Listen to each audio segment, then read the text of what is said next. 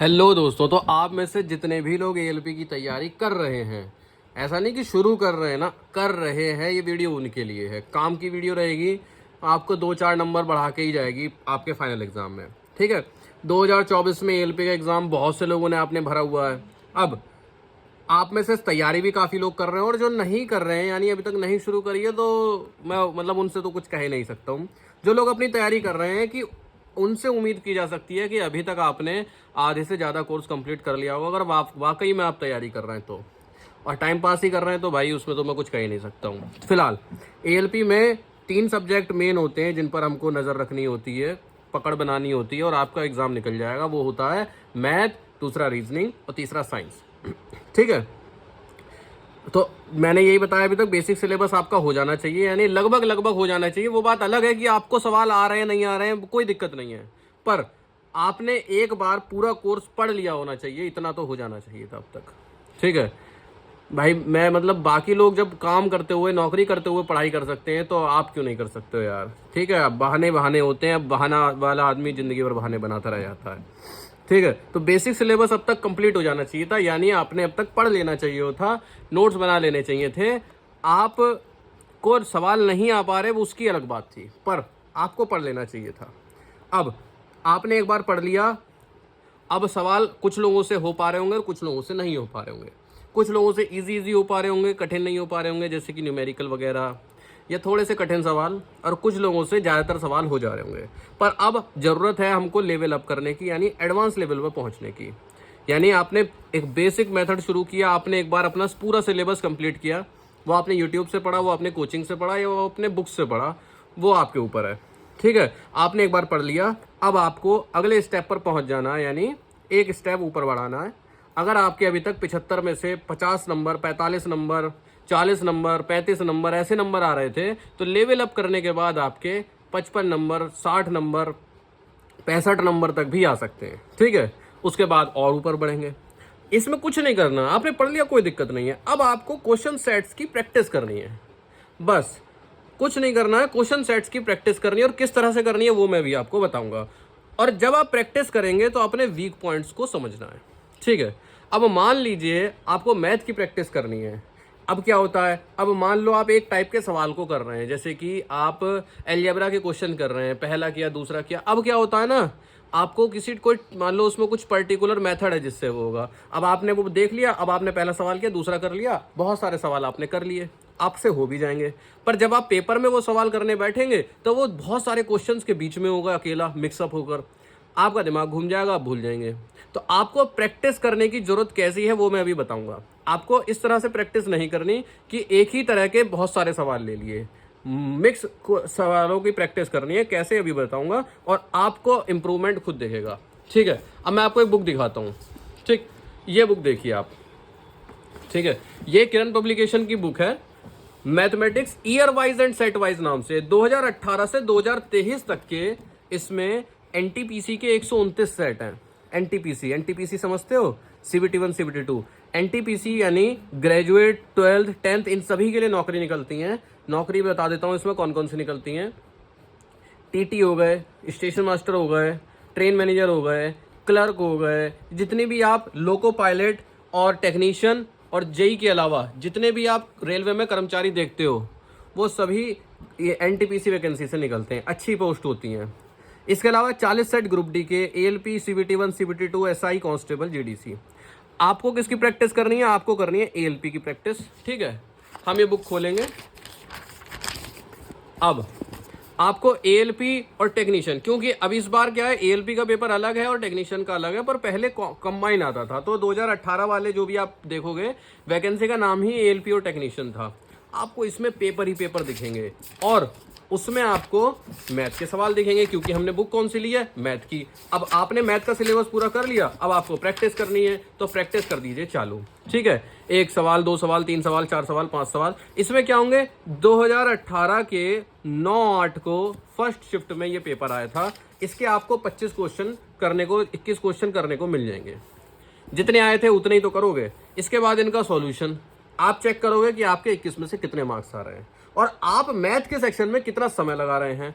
आपने नोट कर लिया कि आपने जो पहला पेपर दिया उसमें से आपके 21 में से 15 नंबर आए और आपने इसमें 30 मिनट लगाए।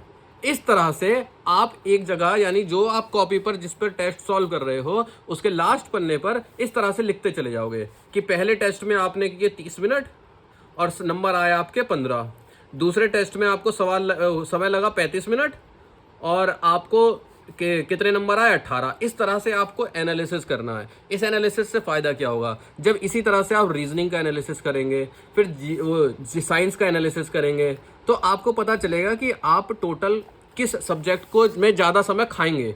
पेपर में इसी चीज़ से सावधान रहना है। इसी तरह से आपको प्रैक्टिस करोगे तो आप अपने समय को कम ला पाओगे।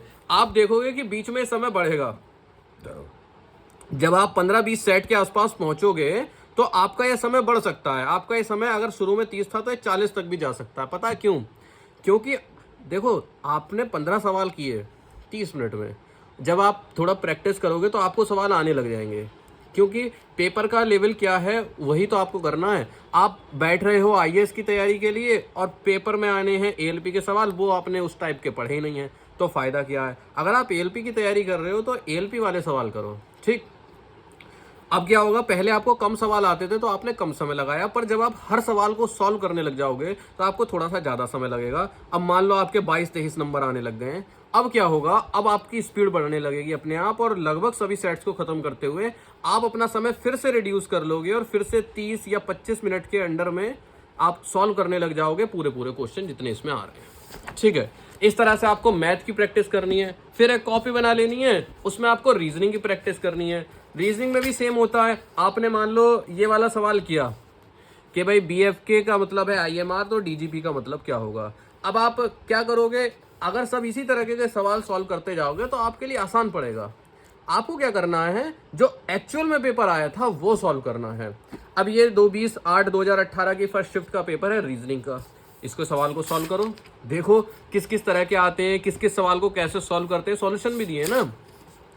और अपना परफॉर्मेंस जानो कि आप रीजनिंग में कितना समय लगा रहे हो और कितने सही कर रहे हो। ठीक है, रीजनिंग में बहुत अलग अलग तरीके के सवाल आते हैं, तो आप किसी भी एक तरह के सवालों पर डिपेंड नहीं हो सकते।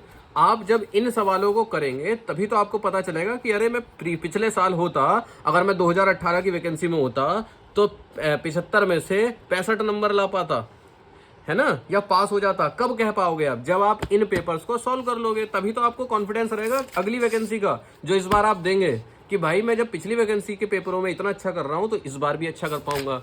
इसी तरह से आपके रीजनिंग की एक कॉपी में आपको अपना एनालिसिस करना है। फिर इसी तरह से साइंस के उठा लेने हैं, और ये साइंस की बुक आपके लिए सबसे इंपॉर्टेंट होने वाली है 2018 से 2023 तक के पेपर के लिए। और इसमें फायदा क्या है इन बुक्स में, आपने अगर एएलपी के अलावा मान लीजिए एसआई या कांस्टेबल का फॉर्म भर रखा है तो उसके भी तो इसमें सवाल हैं, एनटीपीसी के आएंगे तो उसके लिए भी तो इसमें सवाल है, तो आपको अलग से बुक खरीदने की जरूरत ही नहीं पड़ेगी कि उनके लिए अलग बुक खरीद रहे हैं, उनके लिए अलग। अब आपने सामान्य ज्ञान की देखा, अब आपको एक्चुअल में पता चलेगा कि 2018 के 9-8 की शिफ्ट फर्स्ट में साइंस के क्या क्या सवाल आए थे। इसको जब आप पढ़ोगे तो आपको खुद पता चलेगा कि यार फिजिक्स के ज़्यादा हैं, केमिस्ट्री के कम हैं, बायो के और कम हैं, या फिर न्यूमेरिकल किस टाइप के हैं। न्यूमेरिकल में ही तो सबसे ज़्यादा बच्चे मात खाते हैं। तो इसमें जो भी सवाल हैं वो कौन से हैं, वो भैया वो हैं जो एक्चुअल में पेपर में आए थे, और उनका पीछे सॉल्यूशन भी है, एक्सप्लेनेशन भी है। इससे आपको बहुत ज़्यादा हेल्प मिलेगी। और ये समझ लो, मैं सही बता रहा हूँ, साइंस तो एक ऐसा सब्जेक्ट है, अगर आपने प्रीवियस ईयर वाले कर डाले ना तो आप लिख के ले लो, मतलब 80-90% यही क्वेश्चन फिर से रिपीट होंगे। साइंस में अलग से क्वेश्चन नहीं बनते, बहुत ही नॉर्मल लेवल के। अब देखो आप, मैंने तो पलटते पलटते देख लिया कई बार कि ये लेंस के ऊपर ऑप्टिक्स से कई बार न्यूमेरिकल आया है। एक इलेक्ट्रिसिटी वाले चैप्टर से न्यूमेरिकल आ रहा था बार बार, एक मोशन से बार बार न्यूमेरिकल आ रहे हैं। इस तरह से आपको पता चलेगा कि फिजिक्स में किन चैप्टर से न्यूमेरिकल आ रहे हैं और उनका क्या लेवल है, कितने वो कठिन है। इन बुक्स का लिंक आपको डिस्क्रिप्शन में मिल जाएगा। इसके अलावा आप इनको डायरेक्ट अमेजन, फ्लिपकार्ट पर सर्च कर भी आप इनको मंगा सकते हैं। देखो अब बहुत से बच्चे क्या कहते हैं, अरे आपने तो वो बुक मंगाई थी, अब आप ये बुक कह रहे हो। भाई सीधी सी बात है, मैंने पहली वीडियोस में अलग बुक सजेस्ट करी होगी, तो वो उस समय के हिसाब से सजेस्ट करी होगी भाई, जब आप बिगिनर लेवल था। अब आपका लेवल बढ़ गया है, अब मैं आपको सीधी सी बात है दूसरी बुक सजेस्ट करूंगा जिससे कि आपका लेवल अप हो सके। जिससे कि आपका लेवल एडवांस हो सके। अब मैं आपको वो बुक अब मैं आपसे थोड़ी कहूंगा कि आप 6th क्लास की बुक से प्रैक्टिस करो। शुरू में तो मैं ये भी कहता था ना कि जिसका जो सब्जेक्ट कमजोर है वो 6th-7th की मैथ की बुक से प्रैक्टिस करो। जिसकी ट्रिग्नोमेट्री कमजोर है वो मैथ की उस क्लास की बुक ले जिससे ट्रिग्नोमेट्री शुरू हुई थी, यानी 8 से 9 से 10 से जब से शुरू हुई थी, है ना। जब आपको वो चीजें आ जाएंगी उससे फिर कठिन लेवल पे पहुंचोगे। जब ये चीजें आ जाएंगी फिर इससे कठिन लेवल पे पहुंचोगे। मैं आपको अगर अपनी अलमारी दिखा दूं, मेरी एक कमरे की जो अलमारी है उसमें तो सारी नई नई बुक्स लगी हुई हैं। इसके अलावा जो मेरे पुराना जो दूसरा कमरा है उसमें लकड़ी की वो बंद वाली है अलमारी, पूरी अलमारी किताबों से ही भरी हुई है पूरी, है ना। जिस चीज का मैं फॉर्म भर देता था, जैसे मान लो अब मैं ग्रेजुएशन में हूँ, अब बैंक के फॉर्म आए, मैंने भर दिया ऐसी, मैंने आज तक बैंक का पेपर दिया नहीं है। मैंने एक बार शायद फॉर्म भरा था, भरने की सोची थी, मैं उसकी 4-5 किताबें ले आया था। किताबें होना बहुत जरूरी रहती हैं, ये आपके लेवल को, आपके परफॉर्मेंस को बढ़ाती हैं, है ना। आपसे मैं अभी टेस्ट सीरीज की बात है ना, अभी मैं आपको टेस्ट सीरीज भी 1 से ज्यादा बताऊंगा, ठीक है। मतलब 2 तो बताऊंगा ही बताऊंगा। क्यों? क्योंकि 2 टेस्ट सीरीज से जब आप ऑनलाइन प्रैक्टिस करेंगे तो आपको और ज्यादा क्वेश्चन मिलेंगे। किसी एक का लेवल आसान होगा तो किसी एक का लेवल मीडियम होगा। वहां पर अलग बच्चों में आप कॉम्पीट करके अपनी रैंक लाएंगे, वहां पर अलग बच्चों में आप कॉम्पीट करके अपनी रैंक लाएंगे। फिर क्या होगा, फिर आपका जब साइको टेस्ट आएगा तब भी मैं आपको ये सजेस्ट करूंगा कि मल्टीपल साइको की टेस्ट सीरीज खरीदिए, किसी एक पर ही डिपेंड रह के ना है। अब बहुत से कमेंट करते हैं यार कोई एक बुक बताओ बेस्ट बुक। भाई बेस्ट बुक कोई नहीं होती है, सिचुएशन के हिसाब से, समय समय के हिसाब से चेंज होती रहती हैं। कुछ बुक्स ऐसी होती हैं जो पढ़ाई की शुरुआत कर रहे हैं उनके लिए अच्छी है, कुछ बुक्स ऐसी होती हैं जो उनके लिए अच्छी है जो कि अपनी एक बार तैयारी कर चुके हैं और अब प्रैक्टिस करनी है। और पेपर जैसे जैसे नजदीक आता जाएगा तब फिर से बुक्स चेंज हो जाएंगी और आपको फाइनल टच वाली बुक मिलने लग जाएंगी कि भाई पेपर की तैयारी करो, बिल्कुल वो बुक्स वैसी होंगी। अब जैसे क्या है, अब जीके आएगी, कुछ करंट अफेयर आए, मान लो 3-4 सवाल, तो जब पेपर होने वाला होगा, मान लो वो नवंबर में हुआ, तो नवंबर के से पहले 5-6 महीने की करंट अफेयर तो पूछी जाएगी। तो उस समय जो बुक्स आ रही होंगी उनमें ये वाली करंट अफेयर इंक्लूड होंगी। तो समय के हिसाब से आपको बुक्स चेंज करनी पड़ेंगी। तो जो बच्चे बेसिक सिलेबस पूरा कर चुके हैं या पूरा होने वाला है, ये बुक्स उनके लिए है। और पढ़ाई करते रहो, नौकरी लग जाएगी। ये 2 दिन की कमाई नहीं है जितनी तुमने आज तक बुक्स ली होंगी ना, खरीदोगे तुम तैयारी के लिए। मतलब 1 महीने की जो सैलरी होती है उसकी 1 दिन की सैलरी निकाल लो, 2 दिन की निकाल लो, 3 दिन की निकाल लो।